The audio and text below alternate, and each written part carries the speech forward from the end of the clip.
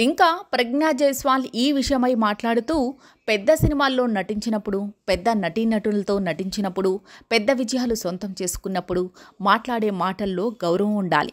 Bollywood star hero Saif Ali ఖాన్పై దాడి జరిగిన సమయంలో తన ఉంగరాలు చూపిస్తూ ఊర్వశి రౌతలే చేసిన వ్యాఖ్యలను ఏ ఒక్కరూ సమర్థించడం లేదు. ఆమె తీరును ప్రతి ఒక్కరూ విమర్శించారు.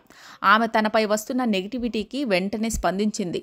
తాను చేసిన వ్యాఖ్యలు తప్పు అని ఆమె అర్థం చేసుకుంది. అందుకే వెంటనే క్షమాపణలు సైతం చెప్పింది.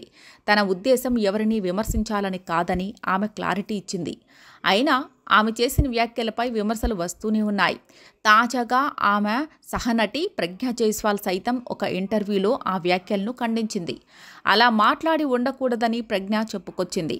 ఇంకా ప్రజ్ఞా జైస్వాల్ ఈ విషయమై మాట్లాడుతూ పెద్ద సినిమాల్లో నటించినప్పుడు, పెద్ద నటీనటులతో నటించినప్పుడు, పెద్ద విజయాలు సొంతం చేసుకున్నప్పుడు మాట్లాడే మాటల్లో గౌరవం ఉండాలి.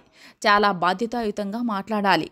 ముఖ్యంగా సున్నితమైన విషయాల గురించి మాట్లాడేటప్పుడు ఆచితూచి వ్యవహరించాల్సి ఉంటుంది. కనుక ఊర్వశి రౌతలేలా మాట్లాడిన మాటలు సరికాదని ఈ సందర్భంగా ప్రజ్ఞా జైస్వాల్ చెప్పుకొచ్చింది. సెలబ్రిటీలు మాట్లాడే మాటల విషయంలో చాలా జాగ్రత్తలు తీసుకోవాలని ప్రజ్ఞ పేర్కొంది. ఊర్వశి రౌతలేలా వ్యాఖ్యలను ప్రజ్ఞా జైస్వాల్ డైరెక్ట్గానే ఖండించడం ద్వారా చర్చనీయాంశమైంది.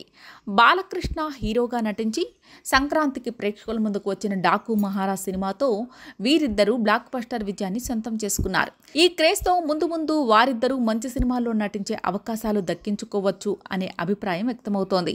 సినిమాల్లో వీరిద్దరి కాంబోలో సన్నివేశాలు లేవు. అయినా ఒకే సినిమాలో నటించిన కారణంగా ప్రజ్ఞా జైస్వాల్ ఆ వివాదంపై స్పందించినట్లుగా తెలుస్తోంది.